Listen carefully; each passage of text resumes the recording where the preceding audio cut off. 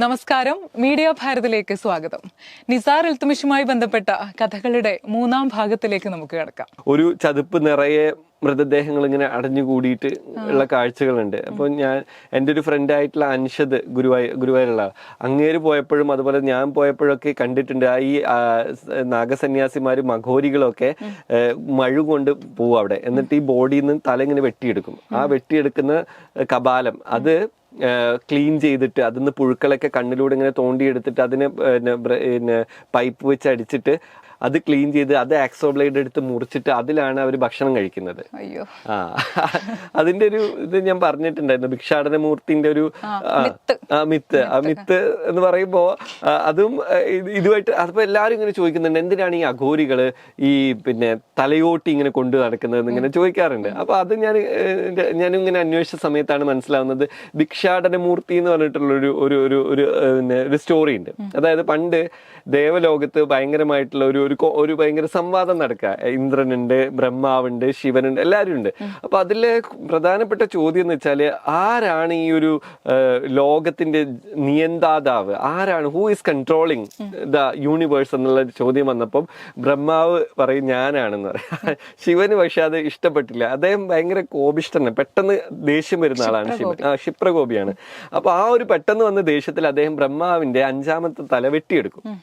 അത് വെട്ടിയെടുത്തോടുകൂടി എല്ലാവരും നടുങ്ങിപ്പോവും. ബാക്കിയുള്ള ദേവഗണങ്ങളൊക്കെ ഞെട്ടിത്തരിച്ചു പോകും. അപ്പൊ എന്താ ഈ സംഭവിച്ചതെന്നുള്ള ആകെ ഒരു കൺഫ്യൂഷനിൽ നിൽക്കുന്ന സമയത്ത് പാർവതി ദേവി തൊട്ടടുത്തുണ്ട്. അവരാകെ ഇതായി പോവും, കാരണം പേടിച്ചു പോകും. കാരണം ബ്രഹ്മാവാണ്, അദ്ദേഹം ഈ പറഞ്ഞ പോലെ സകല ചരാചരങ്ങളുടെയും സൃഷ്ടിയായിട്ട് ബന്ധപ്പെട്ട ഒരാളാണ്. അദ്ദേഹത്തിന്റെ തലയാണ് തന്റെ ഭർത്താവ് കൊയ്തിരിക്കുന്നത്. അപ്പൊ ഇദ്ദേഹത്തിന്റെ കോപത്തിന്റെ ലെവൽ എന്താണ്? കാരണം ഞാനൊരു ഭാര്യയാണ്, സാധാരണ ഒരു സ്ത്രീയാണ്. ആ ഒരു സ്ത്രീയായ ഞാൻ എന്തൊക്കെ ചപലതകളുള്ള ഒരു സ്ത്രീയാണ്, എന്തൊക്കെ തെറ്റുകൾ എൻ്റെ കയ്യിൽ നിന്ന് വന്നു പോയേക്കാം.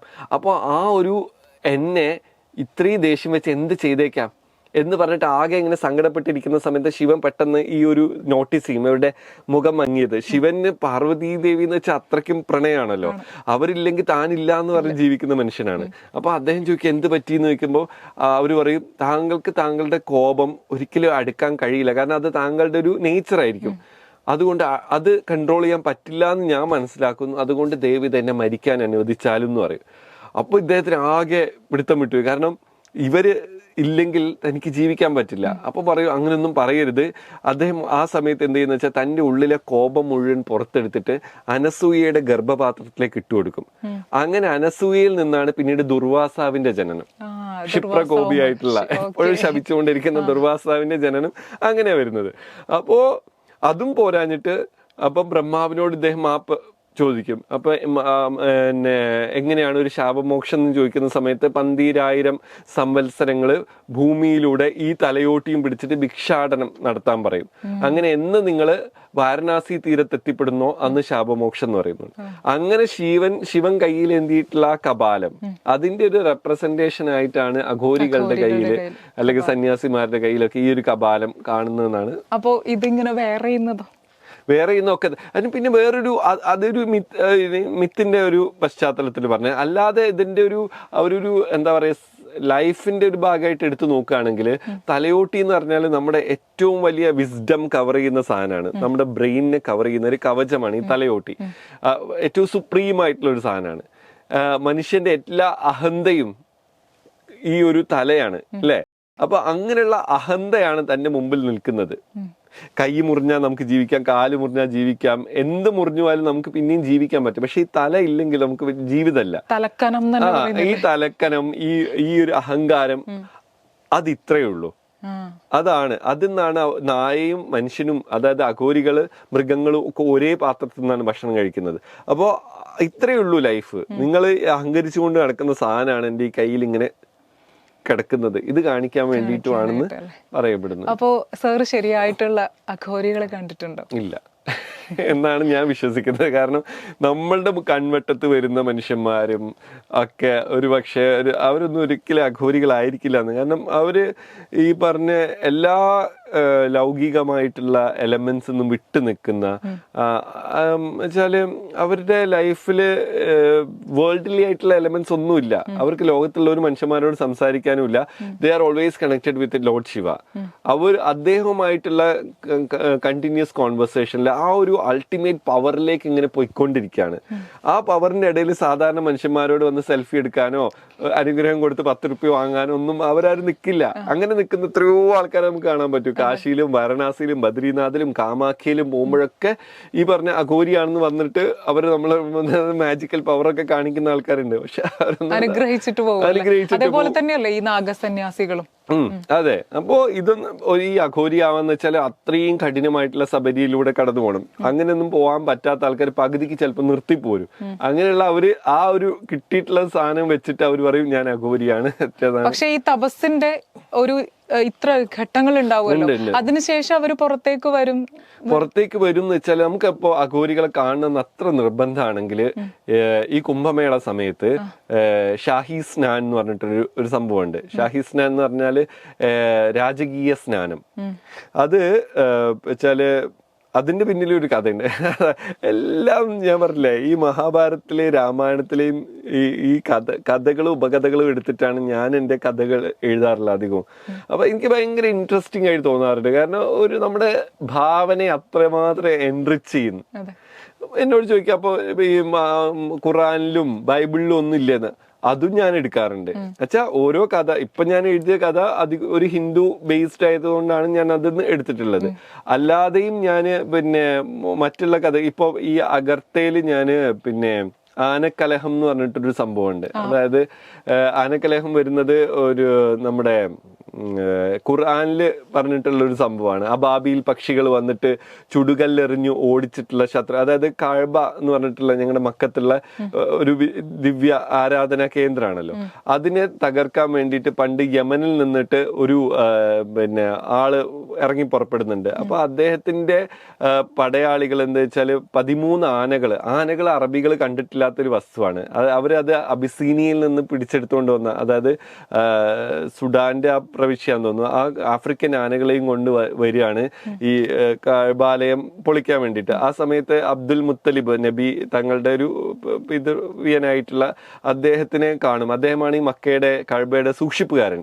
അപ്പോ പോരുന്ന വഴിക്ക് ഇവരെന്താ വെച്ചാൽ ആടുകളെയും മാടുകളെയും ഒട്ടകങ്ങളെയൊക്കെ പിടിച്ചടുക്കിയിട്ടാണ് ഇങ്ങനെ വന്നുകൊണ്ടിരിക്കുന്നത്. അപ്പോൾ നജ്ജാഷി എന്ന് പറഞ്ഞിട്ടുള്ള ഒരു ചക്രവർത്തിയും അങ്ങനെയാണ് വരുന്നത്. അപ്പം അൽകുലൈസ് എന്ന് പറഞ്ഞിട്ടുള്ള ഒരു ദിവ്യ ഗേഹം അവര് ആ ഒരു ജെറുസലേമിന്റെ ആ ഭാഗത്താന്ന് തോന്നുന്നു അവർ ഉണ്ടാക്കിയിട്ടുണ്ടായിരുന്നു. മക്കയിലേക്ക് ആളുകൾ പോകുന്നത് തടയാൻ വേണ്ടിയിട്ട്, എല്ലാരെയും ഇങ്ങോട്ട് ആകർഷിക്കാൻ വേണ്ടി. പക്ഷെ ആരും പോകുന്നില്ല, എല്ലാരും മക്കയിലേക്ക് തന്നെയാണ് പോകുന്നത്. അത് കാണുന്ന സമയത്ത് ആൾക്ക് ഭയങ്കര ഒരു ഈർഷ്യ വരികയും മക്കാരോട് യുദ്ധം ചെയ്യാൻ വേണ്ടിയിട്ട് അവർ ഇറങ്ങി പുറപ്പെടുക. അപ്പൊ ഈ 13 ആനകളിൽ ഒന്നിന്റെ പേര് മഹമ്മൂദ് എന്നാണ്. ഈ മഹമ്മൂദ് ഉൾപ്പെടെയുള്ള ആനകളുടെ പുറത്ത് ഇവരിങ്ങനെ പിന്നെ യൂസുഫ് ദൂനവാസ് എന്ന് പറഞ്ഞിട്ടുള്ള ചക്രവർത്തിയാണ് ഇങ്ങനെ പോകുന്നത്. അങ്ങനെ മക്കയുടെ ആ ഒരു പർട്ടിക്കുലർ പോയിന്റ് എത്തിയ സമയത്ത് ആനകളൊക്കെ മുട്ടുകുത്തിപ്പോയി. ആനകൾക്ക് എഴുന്നേക്കാനേ പറ്റുന്നില്ല, എത്ര ശ്രമിച്ചിട്ടും പറ്റുന്നില്ല. അപ്പോഴാണ് പിന്നെ കടലിൽ നിന്ന് അബാബിയിൽ പക്ഷികൾ എന്ന് പറഞ്ഞിട്ട് ഒരു തരം പക്ഷികളാണ്, ചെറിയ പക്ഷികളാണ്. അവരിങ്ങനെ ചുടുകല്ലെടുത്തിട്ട് ഇങ്ങനെ വന്നിട്ട് ഈ ശത്രുക്കളെ എറിഞ്ഞു ഓടിച്ച് മക്കയെ സംരക്ഷിച്ചു എന്നുള്ള ഒരു കഥയുണ്ട്, ഒരു വിശ്വാസമുണ്ട്.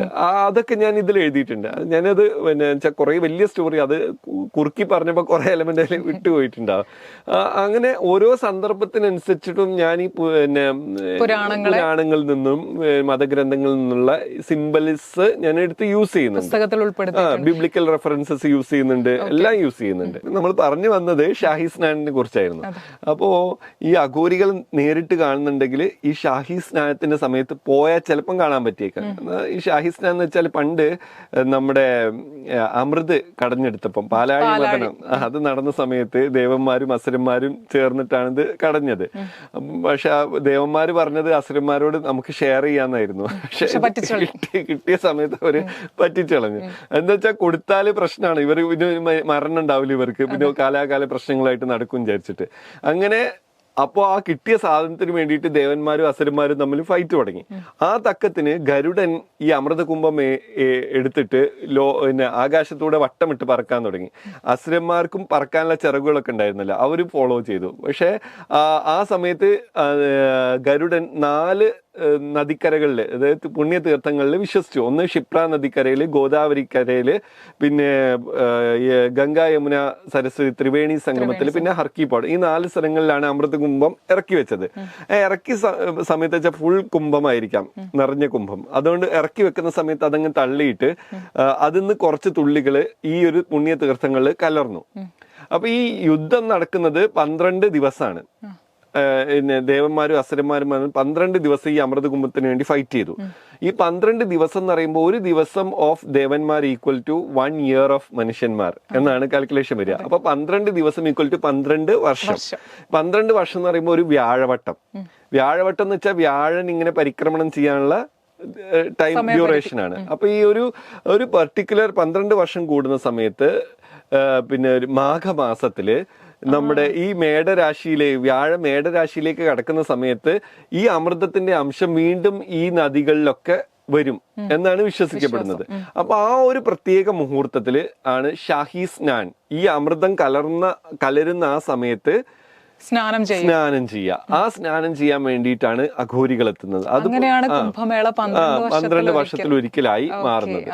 അപ്പോ ഇല്ലേ ഈ കുംഭമേളയിൽ വരുന്ന അഘോരികൾ യഥാർത്ഥ അഘോരികൾ, പക്ഷെ അവർക്കൊക്കെ ഓരോ ടൈം സ്ലോട്ട് ഉണ്ട്. ആദ്യം കുളിക്കേണ്ടവര് ഈ 18 അഖാഡകളുടെയും നേതാക്കന്മാര്, പിന്നെ അഘോരികൾ, പിന്നെ നാഗസേന, അങ്ങനെ പറഞ്ഞിട്ടൊരു ഇതുണ്ട്. അവർക്ക് വെളുപ്പിന് ഈ പറഞ്ഞ ഇപ്പൊ അവിടുത്തെ വെള്ളത്തിന്റെ ഇതെന്ന് വെച്ചാൽ മൈനസ് ഇതിലായിരിക്കും കിടക്കുന്നത്. ആ സമയത്ത് ഫെബ്രുവരി മാസത്തിൽ അതിൽ അവര് ഇമേഴ്സ് ചെയ്ത് എത്ര മണിക്കൂർ വേണമെങ്കിലും അവർക്ക് നിൽക്കാൻ പറ്റും. കാരണം അതികഠിനമായ തണുപ്പിനെയും ചൂടിനെയും വിത്ത്സ്റ്റാൻഡ് ചെയ്യാനുള്ള പവർ ഈ അഘോരികൾക്ക്. കാരണം അവരെ ലൗകിക അവരെല്ലാം മീൻസ് അതെന്ന് വെച്ചാൽ അഘോരികൾക്ക് മാത്രമല്ല, ചിലപ്പോൾ നമ്മൾ തന്നെ ഇരുന്നിട്ട് മെഡിറ്റേറ്റ് ചെയ്താൽ, ക്രിയായോഗ ഒക്കെ ചെയ്ത് കഴിഞ്ഞ് ആ ഒരു എക്സ്റ്റെൻഡിൽ എത്തിയാൽ നമുക്ക് ചിലപ്പോൾ നമ്മുടെ ടെമ്പറേച്ചറിനെ, ബോഡി ടെമ്പറേച്ചറിനൊക്കെ നമുക്ക് കൺട്രോൾ ചെയ്യാൻ പറ്റും.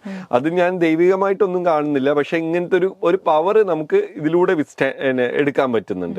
അപ്പൊ അങ്ങനത്തെ മനുഷ്യന്മാർ ചിലപ്പോൾ അവിടെ പോയാൽ കാണാൻ പറ്റാൻ മതി. ഞാൻ കേട്ടിട്ടുണ്ട് നമ്മുടെ ഹിമാലയ സാനുക്കളിലാണല്ലോ അധികം അഘോരികൾ കാണുന്നത്. അപ്പോ നമ്മുടെ രാജ്യത്തിന്റെ അതിർത്തി കാക്കാനായിട്ട് ഒരുപാട് പട്ടാളക്കാരുണ്ട്. അവരുടെ എണ്ണത്തിലും അധികം അഘോരികൾ കാണപ്പെടുന്നു എന്നുള്ളത്. അഘോരികളല്ല, ആക്ച്വലി നാഗസന്യാസിമാരാണ് ഈ വാരിയേഴ്സ്. അവര് പിന്നെ ഞാൻ പറഞ്ഞിട്ടുണ്ട് ഓൾറെഡി, അത് യുദ്ധം ചെയ്യാനും അതുപോലെ തന്നെ ആയോധന കലകളൊക്കെ പഠിച്ചിട്ടുള്ള ആൾക്കാരാണ് ഈ നാഗസേന. അവരുടെ മഠങ്ങളിൽ ഇതിന് പ്രയോറിറ്റി കൊടുക്കുന്നുണ്ട്. കാരണം സനാതന ധർമ്മത്തിന്റെ സംരക്ഷണമാണ് അവരുടെ ലക്ഷ്യം എന്നാ പറയുന്നത്. അപ്പോൾ ഇൻഡോ ചൈന വാറിലൊക്കെ ഇവർ ഒരുപാട് പേര് പിന്നെ ദേഹത്യാഗം ചെയ്തിട്ടുണ്ട്. അതുപോലെ തന്നെ പണ്ട് വാരണാസി ഇൻവൈഡ് ചെയ്യാൻ, വിശ്വനാഥ ക്ഷേത്രം പൊളിക്കാൻ വന്ന സമയത്തൊക്കെ 100,000-ലധികം സന്യാസിമാർ മരിച്ചിട്ടുണ്ടെന്നൊക്കെ പറയുന്നുണ്ട്. അപ്പോൾ അത് വേറൊരു പരമ്പരയാണ്. അവര് ഇങ്ങനെ ചെയ്യുന്നതൊക്കെ വേറൊരു പരമ്പര. അഘോരി എന്ന് പറയുന്ന സംഭവം വേറെ തന്നെയാണ് പോകുന്നത്. പിന്നെ അതേപോലെ ഈ കാശിയുടെ ഒരു ഉൽപ്പത്തി എന്ന് പറയുന്നത്, അതായത് പിന്നെ തങ്ങൾക്കും ഇതേപോലുള്ള ഒരു എന്താ പറയാ ഒരു പ്രപഞ്ചം സൃഷ്ടിക്കണം എന്നതിന്റെ അടിസ്ഥാനത്തിലാണല്ലോ യോഗി വര്യന്മാർ ഇതേപോലെ കാശി നിർമ്മിച്ചിട്ടുള്ളത്. പറയുന്നത് ശരിയാണോ എന്നറിയില്ല. ഒന്നിനും നമുക്ക് ശരികളില്ല കുട്ടി. അതായത് ഓരോത്തിനും ഓരോ ഇന്റർപ്രിട്ടേഷൻ. നമ്മൾ ഈ പറഞ്ഞ കഥകൾക്കൊക്കെ ചിലപ്പോൾ ഇതിന്റെ അടിയിൽ വന്ന് ഇത് അങ്ങനെയല്ലല്ലോ, ഇതിന് ഇങ്ങനെ ഒരു കഥയുണ്ടല്ലോ. ഒരുപാട് കഥകളുണ്ട്, ഒരുപാട് ഇന്റർപ്രിട്ടേഷൻസ് ഉണ്ട്. അതിൽ ഏതോ ഒരു ഇന്റർപ്രിട്ടേഷൻ ആയിരിക്കും. പക്ഷെ ഞാൻ കേട്ടത് ഇതാണ്, കേട്ടറിവാണ്. പക്ഷെ ഇതേപോലെ ഒരു നഗരത്തിന്റെ ആകാരത്തിൽ, അതേപോലെ ഒരു മനുഷ്യന്റെ ആകാരത്തിലാണ് ഈ കാശി നിർമ്മിക്കപ്പെട്ടിട്ടുള്ളത് എന്നാണ് പറയപ്പെടുന്നത്. അതേപോലെ ഈ മനുഷ്യ ശരീരത്തിൽ 72,000 നാഡികൾ ഉണ്ടല്ലോ, അതിന്റെ അടിസ്ഥാനത്തിൽ 72,000 ക്ഷേത്രങ്ങൾ കാശിയിലുണ്ട് എന്ന് പറയുന്നുണ്ട്. അതോ സത്യം പറഞ്ഞാൽ എനിക്ക് പുതിയ അറിവാട്ടോ, ഞാനത് കേട്ടിട്ടില്ല. അതാ പറഞ്ഞത്, നമ്മള് ഓരോ മനുഷ്യരെ കാണുമ്പോഴും നമുക്ക് ഇങ്ങനെ അറിവ് ഇങ്ങനെ കൂടിക്കൊണ്ടിരിക്കുകയായിരിക്കും. നമ്മളിപ്പോ ഒരാളെ നമ്മള് ഇങ്ങനെ എന്താ പറയാ, ഞാൻ കുറച്ച് സുപ്രീമാണ്, അല്ലെങ്കിൽ ഞാൻ പറഞ്ഞ നേരത്തെ പോലെ ചെരുപ്പ് കുത്തിയാണെങ്കിലും ഹിജഡയാണെങ്കിലും ആരാണെങ്കിലും അവരിലൊക്കെ ഓരോ തരം ലൈഫിന്റെ എക്സ്പീരിയൻസസ് ഉണ്ട്. അപ്പൊ ഞാൻ നിങ്ങളോട് സംസാരിക്കുന്ന സമയത്ത് എനിക്ക് അവിടുന്ന് ഇങ്ങോട്ടും കിട്ടുന്നുണ്ട്, ഇവിടുന്ന് അങ്ങോട്ടും. അത് ഗിവ് ആൻഡ് ടേക്ക് പ്രോസസ്സാണ്. സത്യം പറഞ്ഞാൽ ഇതെനിക്കൊരു പുതിയ അറിവായിരുന്നു. സാർ ഒരുപാട് യാത്രകൾ ചെയ്തിട്ടുണ്ട് എന്ന് നമ്മൾ ഒരുപാട് പ്രാവശ്യം പറഞ്ഞു കഴിഞ്ഞു. അങ്ങനെ ഒരു യാത്രയിലെങ്കിലും സാറ് മനസ്സിലാക്കിയിട്ടുള്ള കാര്യങ്ങൾ ഒരുപാട് ഉണ്ടാവുമല്ലോ. അങ്ങനെ മനസ്സിലാക്കിയതിൽ യുക്തിക്കാണോ ഭക്തിക്കാണോ നമ്മുടെ ജീവിതത്തിൽ ഏറ്റവും കൂടുതൽ പ്രാധാന്യം നൽകേണ്ടത്? സാറിന് എന്താ മനസ്സിലായിട്ടുള്ളത്? എനിക്ക് അതായത് യുക്തി എന്ന് പറയുന്നത് ഞാൻ യുക്തിപരമായിട്ടാണ് ചിന്തിക്കാറുള്ളത്. പക്ഷെ ചില സമയങ്ങളിൽ അതായത് എൻ്റെ ഭക്തി യുക്തിയൊക്കെ നമ്മൾ എന്താ പറയാ സാഹചര്യങ്ങൾക്കനുസരിച്ചിട്ട് ഇങ്ങനെ മാറി വരും. ഇപ്പോ ആക്ച്വലി ഞാൻ ഭയങ്കര സന്തുഷ്ടനായി നിൽക്കുകയാണെങ്കിൽ എനിക്ക് ഭക്തി ഇല്ല സത്യം പറഞ്ഞാല്. പക്ഷെ എനിക്കിതിൽ ക്രൈസിസ് വരുമ്പോഴാണ്, ഞാൻ ഇൻസെക്യൂരിറ്റി ഉള്ള സമയത്തൊക്കെ പഠിച്ചോനെ എന്നെ രക്ഷിക്കണം, എനിക്ക് എങ്ങനെയെങ്കിലും അത് അപ്പൊ ഭയങ്കര ഭക്തനെ. എല്ലാ മനുഷ്യരും ഒരുവിധമൊക്കെ ഇങ്ങനെ തന്നെ ആയിരിക്കും. എന്റെ ദൈവമേ എന്ന് വിളിക്കുന്നത് ആ ഒരു പർട്ടിക്കുലർ മൊമെന്റ്. അല്ലാത്ത ഇപ്പൊ ഇത് കാണുമ്പോ പറയാം അപ്പൊ നീ ഭക്തനല്ലല്ലേ എന്നൊക്കെ ചോദിച്ച ആൾക്കാർ ഇങ്ങോട്ട് വരാൻ മതി. പക്ഷെ അങ്ങനെയല്ല, എല്ലാവരുടെയും ഉള്ളില് ഈ ഒരു ഇതുണ്ട്. പക്ഷെ ഞാൻ നോക്കുന്ന സമയത്ത് യുക്തി കൊണ്ട് ജീവിക്കാൻ കുറച്ച് പ്രയാസമായിരിക്കും, പക്ഷെ ഭക്തി കൊണ്ട് ഭയങ്കരമായിട്ട് ആൾക്കാർ ഭയങ്കര സമ്പന്നരാകുന്നത് ഞാൻ കണ്ടിട്ടുണ്ട്. അതായത് ഭക്തി മാർക്കറ്റ് ഭക്തിയോളം മാർക്കറ്റ് ചെയ്യപ്പെടാൻ പറ്റുന്ന ഒരു സാധനം, അതായത് ഭക്തിയോളം ഒരു ഇൻവെസ്റ്റ്മെന്റും ഇല്ലാത്ത ഒരു ബിസിനസ് ഞാൻ കണ്ടിട്ടില്ല. അത് ഏത് മതത്തിൽ എടുത്തു നോക്കുകയാണെങ്കിലും ഈ ഒരു സാധനം ഭക്തി എന്നുള്ള സാധനം വെച്ചിട്ട് എത്ര ആൾക്കാരാ കോടീശ്വരന്മാര് ശതകോടീശ്വരന്മാരും ആയിട്ടുള്ളത്. ആരും ചോദ്യം ചെയ്യില്ല അതിന്. അതായത് ഏതൊരു മണ്ടൻ രാവിലെ എണീറ്റിട്ട് എനിക്കൊരു ഇത് കിട്ടിയിട്ടുണ്ട് എന്ന് പറഞ്ഞാൽ അവിടെ വരി നിൽക്കാൻ അതിനേക്കാളും വലിയ ഒരുപാട് ആൾക്കാർ വന്നിട്ടുണ്ടാവും. അതേപോലെ ഒരു കല്ല് വെച്ച് അതിലൊരു കുറി വെച്ച് കുറച്ച് പൈസ, അതെ പീക്കേ തന്നെ. അത്രേ ഉള്ളൂ. അപ്പോ ഈ യുക്തി കൊണ്ട് ജീവിക്കാൻ കുറച്ച് പ്രയാസമാണ്, ഭക്തി കൊണ്ട് ലാവിഷായിട്ട് ജീവിക്കാൻ പറ്റുന്നുള്ള എനിക്ക് മനസ്സിലായിട്ടുണ്ട്. അപ്പോ സാറിന്റെ പുതിയ പുസ്തകം അഗർത്ത, നൂറുൽ മുനീറുൽ പൂർണ്ണാനന്ദ എന്ന് പറയുന്ന ആ പുസ്തകത്തിൽ ഒരുപാട് മിത്തുകളെ ബേസ് ചെയ്തിട്ടാണ് ആ ഒരു പുസ്തകം പൂർത്തീകരിച്ചിട്ടുള്ളത്. അതേപോലെ അഗർത്തയിലും ഇതുപോലുള്ള മിത്തുകൾ ഉൾപ്പെട്ടിട്ടുണ്ട്. അതേ ഉള്ളൂ. അതാ ഞാൻ പറഞ്ഞു, ഞാൻ അതില് ഇസ്ലാമിക് ഇത് യൂസ്, കാരണം സൂഫിസത്തിന്റെ ഒരുപാട് ലേയേഴ്സ് അതിലൂടെ പോകുന്നുണ്ട്. അതിൽ നൂറുദ്ദീന്റെ ലൈഫ് ഞാൻ കുറച്ചും കൂടി ഇലാബറേറ്റ് ചെയ്തിട്ടുണ്ട്. അപ്പൊ ആ നൂറുദ്ദീൻ ഒരുപാട് ദർഗകളിലൂടെയും മക്ബറകളിലൂടെയും ഒക്കെ സഞ്ചരിക്കുന്നുണ്ട്. അപ്പോൾ ആ പിന്നെ എന്താ പറയാ, ഇതുവരെ ഹിന്ദു മിത്തോളജി മാത്രമേ എടുക്കുന്നുള്ളൂ എന്നുള്ള കംപ്ലൈന്റ് കാര്യങ്ങളൊക്കെ ഈ പുസ്തകം വായിക്കുമ്പോൾ അങ്ങ് തീർന്നോളും, കിട്ടും. ആൾക്കാർ ഇതിലെ ഈ കമന്റ് ബോക്സിലൊക്കെ ഭയങ്കര എന്താന്ന് വെച്ചാല് സംഘികളെ പ്രീണിപ്പിക്കാൻ, സംഘി എന്താ മങ്കി എനിക്ക് അറിയില്ല സത്യം പറഞ്ഞ. ഞാൻ കാണുന്ന കാഴ്ചയിൽ ഞാൻ അതുപോലെ പറയും. ഞാൻ ഒരു വിശ്വാസത്തെ എതിർക്കാനോ അല്ലെങ്കിൽ ഒരു വിശ്വാസത്തെ അന്ധമായി സപ്പോർട്ട് ചെയ്യാനോ പോകുന്ന ഒരാളല്ല. ഞാൻ കണ്ടു, ഓക്കെ ഇത് ഞാൻ കണ്ടു എന്നേ പറയുന്നുള്ളൂ, അല്ല ഞാൻ കണ്ടു അത് തെറ്റാണ് അല്ലെങ്കിൽ അത് അങ്ങനെ ചെയ്യാൻ ഞാൻ പോകുന്നില്ല. ഞാൻ ഇങ്ങനെ ഒരു സാധനം കണ്ടിട്ടുണ്ടായിരുന്നു പോയ സമയത്ത് എന്ന് ഞാൻ പറയുന്നു. അപ്പോ അത് ഈ നോർത്ത് ഇന്ത്യയിൽ പോകുന്ന സമയത്ത് പ്രധാനമായിട്ടും നമ്മൾ അധികവും ഹിന്ദുവും ഇതുമായിട്ട് ബന്ധപ്പെട്ടുള്ള സ്ഥലങ്ങളും സ്ഥലനാമങ്ങൾ പോലും അങ്ങനെയുള്ളതാണ്. അപ്പൊ അങ്ങനെ പോകുന്ന സമയത്ത് നമ്മൾ ആ സ്ഥലത്തിന്റെ നാമം എങ്ങനെ വന്നു എന്ന് നമ്മൾ പഠിക്കുമ്പോൾ അതിന് പിന്നിലൊരു കഥയുണ്ടാവും. ആ കഥയാണ് ഞാൻ പറയുന്നത്, അല്ലാതെ ഇത് ശരിയാണ് കേട്ടോ അല്ലെ ഇത് ഇങ്ങനെ തന്നെയാണെന്നൊന്നും ഞാൻ പറയുന്നില്ല. ഇപ്പൊ ബദ്രീനാഥിൽ പോകുന്ന സമയത്ത് നമ്മള് ജോഷി മഠം എന്നൊരു സ്ഥലമുണ്ട്, അല്ലെ ജ്യോതിർമഠം എന്നോ ജോഷി മഠം അങ്ങനെയൊക്കെ വിളിക്കുന്നത്. അപ്പോ അവിടെ വരെയാണ് സാധാരണ ജീവിതം ഉള്ളത്. അവിടെ നിന്ന് അങ്ങോട്ട് ബദ്രീനാഥ്, പിന്നെ മാന എന്ന് പറഞ്ഞ വില്ലേജ്, മാന വില്ലേജ് വരെയാണ് നമുക്ക് ഇന്ത്യയുടെ the last village of India അല്ലെങ്കിൽ എന്ന് പറയുന്നത്. അപ്പോൾ ഈ ബദ്രീനാഥിലേക്കാണ് എല്ലാവരും പോവുക. ഞാൻ ബദ്രീനാഥ് പോകുന്നതിന് പകരം ഞാൻ അവിടെ ഒരു നരസിംഹമൂർത്തി ടെമ്പിൾ ഉണ്ട്, നരസിംഹ ക്ഷേത്രം ഉണ്ട് അവിടെ. അപ്പൊ അത് എനിക്കൊരു അവിടുത്തെ ലോക്കലായിട്ടുള്ള ഒരാളാണ്, അത് ഈ ഷെർപ്പ എന്ന് പറയും, ഈ ആളുകളെ ചുമലിരുത്തി കൊണ്ടുപോകുന്ന ഷെർപ്പകൾ എന്ന് പറയും. ഈവൻ നമ്മുടെ എവറസ്റ്റ് കീഴടക്കാൻ പോയിട്ടുള്ള ആരായിരുന്നു, ഹിലാരിയും എഡ്മൻ ഹിലാരി, അയാളുടെ ഒരു ഷെർപ്പ ഉണ്ടായിരുന്നു അയാളുടെ കൂടെ. കാരണം അവർക്ക് അസാമാന്യ മെയ്ക്കരുത്താണ് ഈ ഷെർപ്പകൾക്ക്. അവര് ആളുകളെ കൊട്ടയിലിരുത്തിയിട്ട് ചുമന്ന് ഈ വലിയ, നമുക്കൊരു ബാഗ് പോലും ചുമന്ന് കയറാൻ പറ്റൂല, പക്ഷെ നമ്മുടെ ബാഗുകളും ഒരു മനുഷ്യനെയും വരെ ഉൾപ്പെടുത്തി ചുമന്ന് പോകുന്ന ആൾക്കാരെയാണ് ഈ ഷെർപ്പ എന്ന് വിളിക്കുക. അപ്പൊ ഒരു ഷെർപ്പയാണ് എന്നോട് പറഞ്ഞു തരുന്നത്, ഇന്ന് നരസിംഹ ക്ഷേത്രം ഉണ്ട് ഇവിടെ, അതിന് ഭയങ്കരമായിട്ടുള്ള ഒരു ഐതിഹ്യമുണ്ട് ആ ക്ഷേത്രത്തിന്റെ മൂർത്തിയായിട്ട് ബന്ധപ്പെട്ടെന്ന്. അങ്ങനെ ഞാൻ പോയ സമയത്ത് എന്താ പറയുന്നത് വെച്ചാൽ, ആ നരസിംഹ സ്വാമിയുടെ കൈകള് ഓരോ വർഷം കഴിയും തോറും ഇങ്ങനെ മെലിഞ്ഞ് വരുന്നു, മൈക്രോ ഇഞ്ചസ് ഇങ്ങനെ മെലിഞ്ഞുകൊണ്ടേ ഇരിക്കുകയാണ്. ആൻഡ് ഒരു പെർട്ടിക്കുലർ ഡേ എത്തുന്ന സമയത്ത് ആ കൈ അറ്റു വീഴും. അതോടുകൂടി ബദ്രീനാഥിലേക്കുള്ള വഴി അടയും എന്നാണ് പറയപ്പെടുന്നത്. അപ്പൊ ഞാൻ വിചാരിച്ചു ഇത് എന്തായിരിക്കും ഇങ്ങനെ. അപ്പൊ അന്നത്തെ കാലത്ത് ആൾക്കാർക്ക് സയൻസിന്റെ നോളജ് ഇത്ര ഇല്ലായിരിക്കാം. അതുകൊണ്ട് അവര് എല്ലാം റിലേറ്റഡ് ടു വിശ്വാസങ്ങളുമായിട്ട് അടയാളപ്പെടുത്തിയിട്ടായിരിക്കും കാര്യങ്ങൾ പറയുന്നത്. അപ്പൊ ഞാൻ ഇങ്ങനെ ആലോചിച്ചു നോക്കി ഇതിന്റെ സയൻസ് എന്തായിരിക്കും. അപ്പൊ ഞാൻ വിചാരിക്കുകയാണ് ഒരു പക്ഷേ ഒരു ഭയങ്കര ഹിമപാതം വരാൻ മതി ഒരു കാലം കഴിയുമ്പോഴേക്കും. ആ ഹിമപാതത്തിൽ ചിലപ്പം ഇത് വഴി അടഞ്ഞു പോകും. ഹിമം വന്നിട്ട് ചിലപ്പോൾ അങ്ങോട്ട് ഇനി കയറാൻ പറ്റും. ഇനി അതല്ലെങ്കിൽ ഈ ഗ്ലോബൽ വാർമിംഗ് എന്ന് പറയും പോലെ ഇതൊക്കെ കൂടി ഉരുക്കി ഒലിച്ച് ചിലപ്പോൾ ഇല്ലാതായി പോകാം.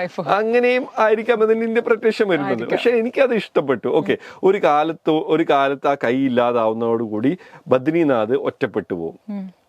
അങ്ങോട്ട് പിന്നെ ഒരു മനുഷ്യനും അങ്ങനെയൊക്കെ ആലോചിക്കുന്ന സമയത്ത് ഒരു ആസ് എ റൈറ്റർ ഭയങ്കര എൻറിച്ച്ഡ് ആവും. ഭാവനയിൽ നമുക്ക് എൻറിച്ച് ചെയ്യാൻ പറ്റുന്നുണ്ട്. അങ്ങനെയാണ് ഞാൻ എടുക്കുന്നത്. അല്ലാതെ ഓക്കെ അത് ആ വിഗ്രഹത്തിന് ഒരു പർട്ടിക്കുലർ പവർ ഉണ്ട് അതുകൊണ്ടായിരിക്കും എന്നൊന്നും ഞാൻ വിശ്വസിക്കുന്നില്ല. പക്ഷെ ഞാനത് എതിർക്കാനും പോകുന്നില്ല. ഓക്കെ, അവരങ്ങനെ വിശ്വസിക്കുന്നുണ്ട്. ആ പാവങ്ങളാണ് അവരുടെ ആ പഹാടികൾ എന്ന് വിളിക്കും, മലമുകളിൽ താമസിക്കുന്ന അവരുടെ വിശ്വാസമാണത്. അവർ ആ വിശ്വാസമായിട്ട് ജീവിക്കട്ടെ. അവർക്ക് മുമ്പോട്ട് പോകാനുള്ള എനർജിയാണത്. അതെ, ഞാൻ പടച്ചവനിൽ എങ്ങനെ വിശ്വസിക്കുന്നു അതുപോലെ തന്നെയാണ് അവര് അള്ളാഹുൽ ഞാൻ വിശ്വസിക്കുന്ന പോലെ തന്നെയാണ് അവരുടെ ദൈവങ്ങളിൽ വിശ്വസിക്കുന്നത്. അവരെ പോയിട്ട് ഞാൻ പിടിച്ചു വലിച്ചിട്ട് ഇങ്ങോട്ട് തിരിച്ചു കൊണ്ടുവരേണ്ട ഒരു ആവശ്യമില്ല. അവരുടെ വിശ്വാസമായിട്ട് അവർ മുമ്പോട്ട് പോട്ടെ. ഇപ്പൊ നമ്മള് ഈ ഹിന്ദു സന്യാസികളെ പറ്റി പറഞ്ഞു. അതേപോലെ ഇസ്ലാമിക മതത്തിലെ യോഗാത്മകമായ ആത്മീയധാരയാണല്ലോ സൂഫിസം എന്ന് പറയുന്നത്. അപ്പോ സൂഫിസവുമായിട്ട് ബന്ധപ്പെട്ടിട്ട് കണ്ടെത്തലുകളെ ഉണ്ട്.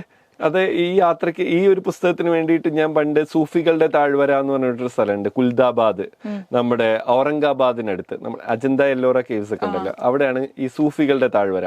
അവിടെ ഏകദേശം ഒരു 10,000-ഓളം സൂഫികളുടെ മക്ബറകളുണ്ട്. ഏറ്റവും പ്രശസ്തനായിട്ടുള്ള ഔറംഗസീബിന്റെ മുതൽക്കുള്ള മുഗൾ പരമ്പരയിൽപ്പെട്ട ആൾക്കാരുടെ കിങ്ങുകളുടെ രാജാക്കന്മാരുടെ ശരീരം മുതൽക്ക് അവരുടെ സൂഫി സ്കോളേഴ്സിന്റെയും ടീച്ചേഴ്സിന്റെയും ശരീരങ്ങൾ വരെ അവിടെ ഉള്ളൊരു സ്ഥലമാണ്. അപ്പൊ അവിടെ പോകുന്ന സമയത്ത് നമുക്ക് കുറെ സൂഫി ധാരയിൽ സഞ്ചരിക്കുന്ന മനുഷ്യന്മാരെ കാണാൻ പറ്റും. ഈ ഇസ്ലാം ആൻഡ് സൂഫി എന്ന് പറഞ്ഞത് ചിലർ പറയുന്നത് രണ്ടും രണ്ടാ. അതായത് പല വാദങ്ങളാണല്ലോ ഇതിൽ നടക്കുക. അപ്പോൾ ചിലർക്ക് സൂഫിസത്തിനെ ഇഷ്ടമേ ഇല്ല. ഈ ഇസ്ലാമായിട്ടുള്ള ആൾക്കാർക്ക് തന്നെ സൂഫി ധാരയെ ഇഷ്ടമില്ല. ചില ആൾക്കാർ സൂഫിസത്തിനെ ഭയങ്കര പ്രണയിക്കുന്നു. കാരണം സൂഫിസത്തില് മ്യൂസിക്, ഡാൻസ് ഇതൊക്കെ വരുന്നുണ്ട്. പക്ഷെ അത് പ്യുവർ ഇസ്ലാമിന്റെ ഫോമിൽ നോക്കുന്ന സമയത്ത് ഇത് രണ്ടും നിഷിദ്ധമാണ്. മ്യൂസിക് ആൻഡ് ഡാൻസ് ഒക്കെ ഹറാമാണ്. പക്ഷെ സൂഫിസത്തിൽ പോകുന്ന സമയത്ത് അവര് ദൈവത്തിനെ ഭയങ്കരമായിട്ടുള്ള ഒരു പ്രണയമാണ് അതില്. Sufism is all about love എന്നാ പറയാ. അതിൽ അഗാധമായ പ്രണയത്തിലൂടെ ദൈവത്തിലേക്ക് മേ ബി ലൈക്ക് എന്തിനേയും പ്രണയിക്കുക, ഭയങ്കര അഗാധമായിട്ട് ദൈവത്തിനെ പോലും ഭയങ്കര അഗാധമായിട്ടുള്ള ഒരു ലവിലൂടെ ആണ് അവര് കണ്ടെത്തുന്നത്. അപ്പോൾ ഈ സൂഫി ധാരയില് ഒരാൾ ഞാൻ ഇങ്ങനെ സംസാരിച്ചപ്പോ അയാള് we met in A train. അദ്ദേഹത്തിന് ഞാൻ പിന്നെ ഗയ, ബീഹാറിലെ ഗയന്ന് വരുന്ന സമയത്താണ് അയാൾ സൂഫിയാന്നൊക്കെ ഇങ്ങനെ സംസാരിക്കുമ്പോഴാണ് പറയുന്നത്. അപ്പൊ അയാള് പിന്നെ തലപ്പാവും ഇതൊക്കെ താടിയൊക്കെ ഉണ്ട്. അപ്പൊ അയാള് പറയുന്നത് ഞാൻ നിസ്കരിക്കാറില്ല. അപ്പോ ഞാൻ ചോദിച്ചാൽ അപ്പൊ നിങ്ങളെങ്ങനെ മുസ്ലിം അല്ലേ? അപ്പൊ മുസ്ലിങ്ങൾക്ക് 5 നേരം നിർബന്ധമാണ് നിസ്കാരം. അപ്പൊ അയാൾ പറയുന്നത് അള്ളാഹു എന്റെ ഹൃദയത്തിന്റെ ഉള്ളിൽ തന്നെ എത്തിയിട്ടുണ്ട്. ഇനിയിപ്പോ ഞാന് മറ്റെവിടെയോ ഉണ്ടെന്ന് വിചാരിച്ചിട്ട് ഞാൻ അവിടെ ഇത് ചെയ്യേണ്ട ആവശ്യമില്ല. ഞങ്ങൾ എന്നും സംസാരിക്കുന്നുണ്ട്, എന്നും എന്റെ ഉള്ളിൽ തന്നെ ഉണ്ട്, എന്റെ എല്ലാ ചൈതന്യവും എന്റെ ഉള്ളിൽ തന്നെയാണ്. അങ്ങനെയൊക്കെ പറയുന്ന സമയത്ത് അത് വേറെ തന്നെ ഒരു ഫീലായിരുന്നു എനിക്ക്. സാധാരണ സൂഫിസത്തിന്റെ ഇതിൽ വരുന്നതാണത്. അപ്പം ആ ഒരു ഭാഗവും കൂടി ഞാൻ ഇതിൽ എക്സ്പ്ലോർ ചെയ്തിട്ടുണ്ട് അഗർത്തയില്. സാർ നേരത്തെ സംസാരിച്ചപ്പോ ഈ കച്ചിലെ രണോത്സവത്തിനെ പറ്റി പറഞ്ഞിട്ടുണ്ടായല്ലോ, അതെങ്ങനെ ഇപ്പൊ നടക്കുന്ന? ഇപ്പൊ റീസെന്റ്, അതായത് ഇതൊരു സമയമാണ് റണോത്സവം എന്ന് വെച്ചാല് റാൻ ഓഫ് കച്ചിന്റെ ഉത്സവമാണ്. റാൻ ഓഫ് കച്ച് നമ്മുടെ ഗുജറാത്തിൽ, നമ്മൾ മാപ്പ് നോക്കിയാൽ ഇങ്ങനെ ഒരു സാധനം ഉണ്ടല്ലോ ഗുജറാത്തിന്റെ ആ ഒരു ഭാഗത്തെ എക്സ്ട്രീം എൻഡിലാണ് ഈ റാൻ ഓഫ് കച്ച് എന്നുള്ള വൈറ്റ് ഡെസേർട്ട് ആണ്. സാധാരണ നമ്മൾ കണ്ടിട്ടുള്ള ആ ബ്രൗൺ കളർ ഡെസേർട്ട് അല്ല, ഉപ്പ് കൊണ്ടുണ്ടായ മരുഭൂമിയാണ് ഈ റാൻ ഓഫ് കച്ചിലുള്ളത്. അപ്പൊ അവിടുത്തെ ഏറ്റവും വലിയ പ്രത്യേകത എന്ന് വെച്ചാൽ പൗർണമി നാളില് പൂർണ്ണചന്ദ്രനും ഉദിച്ചു നിൽക്കും. അതേ സമയത്ത് തന്നെ വൈറ്റ് ബാക്ക്ഗ്രൗണ്ട്, കംപ്ലീറ്റ് വൈറ്റ് ആയിരിക്കും. കടല്, മരുഭൂമി, ചന്ദ്രൻ, കട്ടൻ ചായ ജോൺസൺ മാഷ് പറഞ്ഞ പോലെ ആ പറഞ്ഞ പോലത്തെ ഒരു ആംബിയൻസ്. അതിന് പറഞ്ഞ പേരാണ് റനോത്സവ്. അപ്പൊ ഈ റനോത്സവ് കാണാൻ വേണ്ടിയിട്ട് ഒരുപാട് പേര് പോകും. ഈ ഒരു പർട്ടിക്കുലർ ടൈമിലാണ് പോകേണ്ടത്. നല്ല തണുപ്പായിരിക്കും, ബ്യൂട്ടിഫുൾ ആയിരിക്കും. അപ്പൊ ആ ഒരു ഭാഗവും ഞാൻ ഈ പറഞ്ഞ നമ്മുടെ നോവലിൽ എഴുതി. കാരണം എന്റെ നോവൽ ഒരു യാത്ര ചെയ്ത ഒരു ഫീല് കിട്ടണം എന്ന് എനിക്ക് ആഗ്രഹമുണ്ട്. അതാണ് ഒന്നാമത്തെ ഒരു എയിം. രണ്ടാമത്തെ വെച്ചാൽ ഈ നോവൽ വായിച്ച് തീരുമ്പോഴേക്കും മനസ്സിനൊരു ശാന്തി കിട്ടണം, ഒരു പീസ് കിട്ടുന്നുണ്ട്. നൂറുൽ മുനീറുൽ പൂർണ്ണാനന്ദ കിട്ടുന്നുണ്ട്. നമ്മുടെ മനസ്സ് നിറഞ്ഞ ഒരു സാറ്റിസ്ഫാക്ഷൻ കിട്ടുന്നുണ്ട്. അതുപോലെ തന്നെ കൊടുക്കണം. അഗർത്തയിലൂടെയും ആൾക്കാരൊക്കെ പ്രശ്നത്തിലൂടെയാണ് കടന്നു. എല്ലാ ഹ്യൂമൻ ബീങ്ങും അവരുടെ സ്ട്രെസ്സും സ്ട്രെയിനും കാരണം ഇങ്ങനെ വിഷമിച്ചുകൊണ്ടിരിക്കുക. അപ്പോൾ എന്റെ ഈ പുസ്തകം വായിക്കുമ്പോൾ ഓവർ സ്ട്രെസ്ഡ് ആവാതെ ഇതിന്റെ ഒക്കെ ഒരു ഉത്തരം, എന്തിനാണ് ഞാൻ ജീവിക്കുന്നത്, എന്താണ് എനിക്ക് ഇങ്ങനെയൊക്കെ സംഭവിക്കുന്നത്, എന്തുകൊണ്ടാണ് എന്റെ പ്രിയപ്പെട്ടവരൊക്കെ എന്നെ വിട്ടുപോയത്, അല്ലെങ്കിൽ എന്തുകൊണ്ടാണ് എന്റെ പ്രണയം, ഇതൊക്കെ ഉള്ള ഒരു ഉത്തരം ഈ പുസ്തകത്തിൽ ഉണ്ടാവണം എന്നാണ് ഞാൻ വിചാരിക്കുന്നത്. പക്ഷേ ഉണ്ടല്ലോ, ഈ പുസ്തകം ആ ഒരു ഒറ്റ ഇരുപ്പില് വായിക്കാനുള്ള പ്രചോദനമാണ് നൽകുന്നതെങ്കിലും ഓരോ താളുകൾ ഇങ്ങനെ മറിച്ച് പോകുമ്പോഴും ഇതിന്റെ കട്ടി കുറഞ്ഞു വരുന്നുണ്ടല്ലോ. അയ്യോ, ഇതിൽ നിന്ന് പുറത്തേക്ക് കടക്കാനായല്ലോ എന്നുള്ള ആ ഒരു സങ്കടം കൂടി ഉണ്ട്. അതെല്ലാരും എന്നോട് പങ്കുവെച്ചിട്ടുണ്ട്. അപ്പൊ അവര് വിചാരിക്കുക കാശി അപ്പൊ പൂർണ്ണാനന്ദന്റെ ലൈഫ് എവിടെ തീരുവാണല്ലോ, ഇതിനിപ്പോ എങ്ങനെയാ തീരുക ഉണ്ടായിരുന്നു. അപ്പൊ ആ പരാതി തീർക്കാൻ വേണ്ടിയിട്ടാണ് പൂർണ്ണാനന്ദയുടെ അകർത്ത് വരുന്നത്. സെക്കൻഡ് പാർട്ട് എന്നുള്ള രീതിയിൽ അത് മാൻകൈൻഡ് പബ്ലിക്കേഷൻസ് പറഞ്ഞിട്ടുള്ള ഒരു ടീമാണ് ചെയ്തിട്ടുള്ളത്.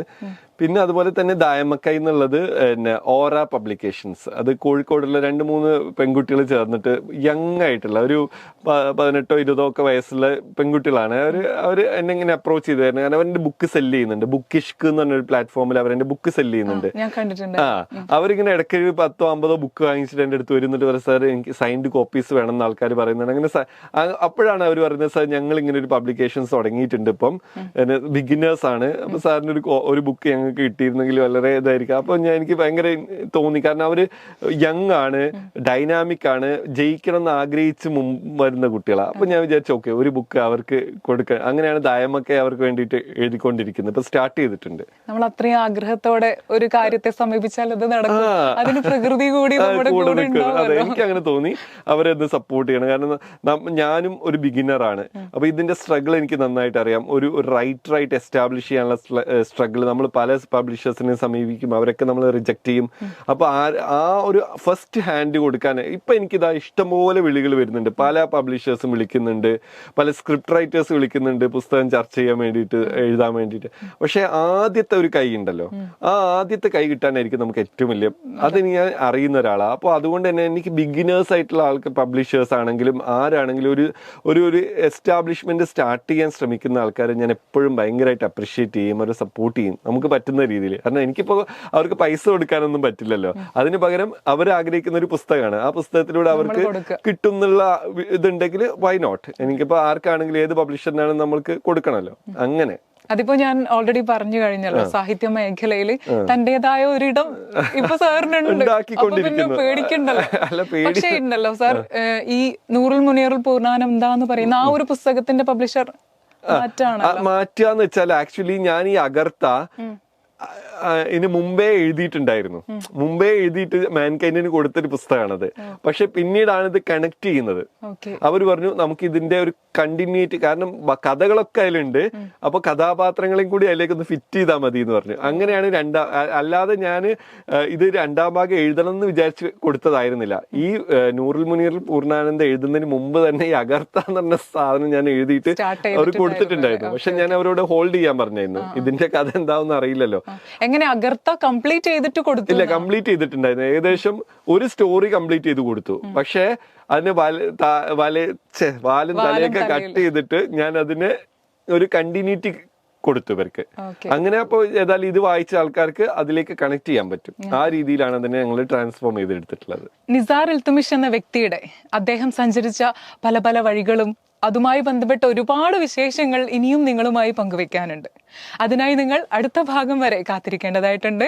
അതുവരേക്കും ബൈ ഫ്രം അഥീന.